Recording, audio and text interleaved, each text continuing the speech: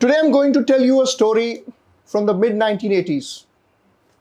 April 18, 1988, Pakistan President Ziaul Haq called a secret meeting of his intelligence officers and various agencies. And the plan was disintegration of India plan, Zia plan or the liberation plan. Friends, इस plan को operation टुपैक के नाम से भी जाना जाता है. अगर हम 18वीं शताब्दी में टुपैक अमारू 2 की बात करें, so he waged a war, he waged a revolution against the colonial policies of Spanish regime in Peru. Drawing from that, the Pakistan President Ziaul Haq, he also wanted to create this narrative in creating this insurgency in Kashmir. तो आखिर ये operation टुपैक है क्या? इस operation टुपैक को समझने के लिए आपको पहले 1965 में जाना पड़ेगा. 1965 war, when Pakistan launch this operation Gibraltar. अब ऑपरेशन जिब्राल्टर में पाकिस्तान ने अपने एसएसजी कमांडोज को कश्मीर वैली में भेजा ताकि वो एक इंसर्जेंसी को क्रिएट कर सकें. But with the astute leadership, political as well as military, we were able to successfully thwart Pakistan's nefarious designs.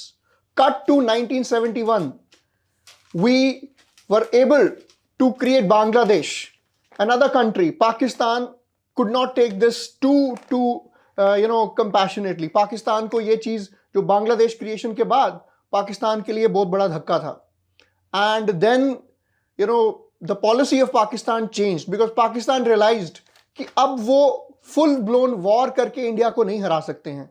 तो उन्होंने एक पॉलिसी स्टार्ट की to bleed India by 1000 cuts, bleeding India by 1000 cuts.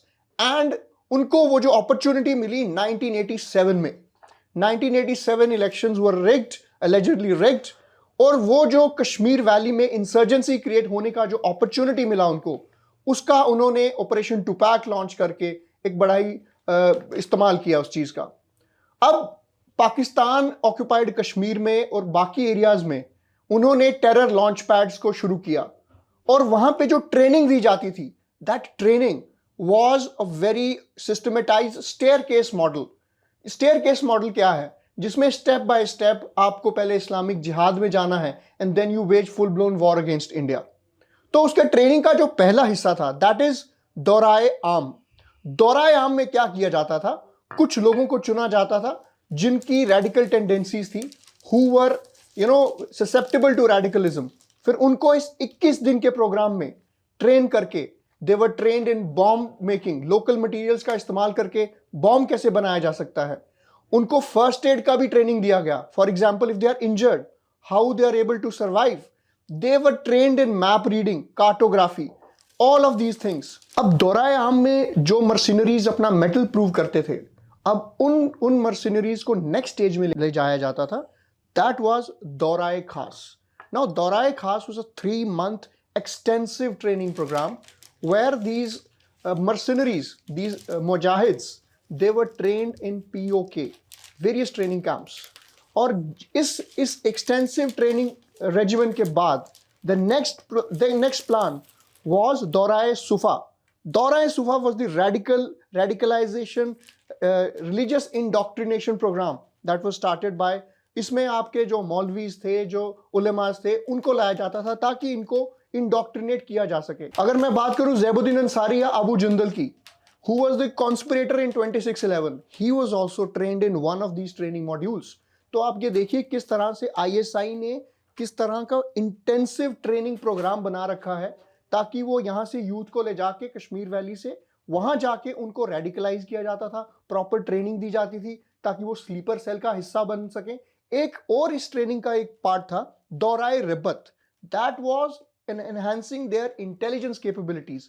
तो कुछ जो मुजाहिद्स को ट्रेन किया जाता था, डायरेक्टली तो उनको जिहाद वेज करने के लिए नहीं भेजा गया, डायरेक्टली वो नहीं करेंगे, because for some time they would become a part of the sleeper cell where they would conduct low scale intelligence operations. So this is the entire thing that ISI, the big plan of ISI was to create Ghazwa-e Hind.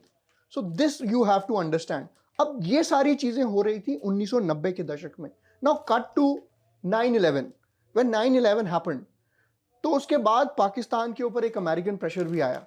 किस तरह से? Now they could not openly carry out these operations which they had been doing till 1980s. The Soviet invasion of Afghanistan happened, and the Pakistani defense minister has recently embarrassed himself in the American news channel, where he accepted this, that we have been doing dirty work for the Americans. तो अब 2000 के दशक में क्या पाकिस्तान की ISI की strategy थी? This is phase 2 of the plan. अब इसमें क्या करते हैं वो?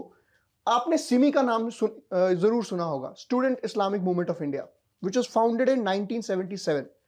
ये एक इंडियन मुस्लिम्स की वेलफेयर के लिए एक ऑर्गेनाइजेशन बनाई गई थी, लेकिन over the period of time इसमें रेडिकल टेंडेंसीज का बढ़ के it was used to create some sectarian strife within India.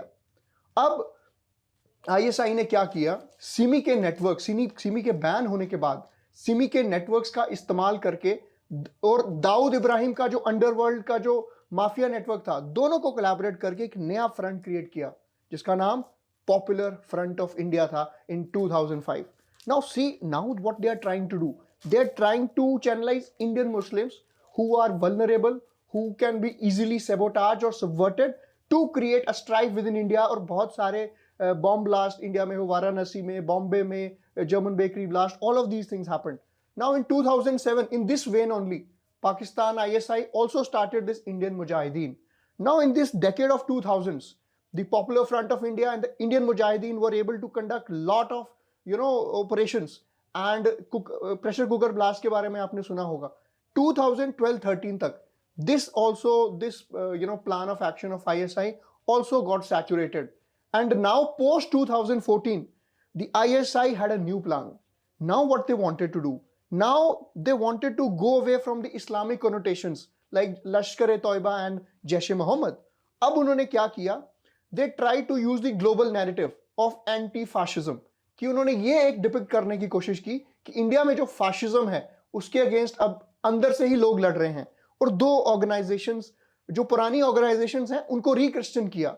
लश्कर-ए-तौबा का जो फ्रंट बनाया, द रेजिस्टेंट फ्रंट, और जैश-ए-मोहम्मद को पीपल्स एंटी फासिस्ट फ्रंट. अब ये नॉमेनक्लेचर बड़ा ही इंटरेस्टिंग है, आपको ये समझना पड़ेगा. This nomenclature speaks about people rising for themselves against India's fascist regime. ये एक narrative create हो रहा है. Now, I must tell you one more thing here. ये 2014 से 20 का जो टाइम था, इस टाइम पे सोशल मीडिया एक what you say hybrid militancy का एक जन्म भी हो रहा था. बुरहान वानी का नाम आपने सुना ही है. उसके बाद now Pakistan ISI is also using the global networks. ISIS, the Islamic State of Iraq and Syria. अब क्या होता है इधर? अब यहां पे CIA के साथ मिलके पाकिस्तान ISI के नेटवर्क्स को इंडिया में नर्चर करने लगता है. ISIS के नाम से ऑपरेशन ISI ही चला रहा है. वहां पे 3 मेजर मॉड्यूल्स उन्होंने शुरू किए. उसमें यूसुफ अल हिंदवी, अंसारुल तौहीद और हरकतुल हर्ब इस्लामी, ये जो 3 नए मॉड्यूल्स थे, ये ISIS के मॉड्यूल्स थे जो ISI ने इंडिया में पोलराइजेशन क्रिएट की, रिलीजियस कन्वर्जन्स करने की कोशिश की. जो आप देखते हैं कि घर वापसी का वो सारा सिस्टम हो रहा था कि how Hindu women were being targeted to get married. This was all a plan of ISIS backed by ISI. All of these things are trying to create strife in India, communal radicalization, ताकि वो लोगों को अपनी तरफ vulnerability को exploit कर सकें. अब moving a little east, what happened in Bangladesh? जो बांग्लादेश के 2 अलग मॉड्यूल्स थे which were affiliated to Al-Qaeda, Hizbul Tahrir and Ansarul Bangla.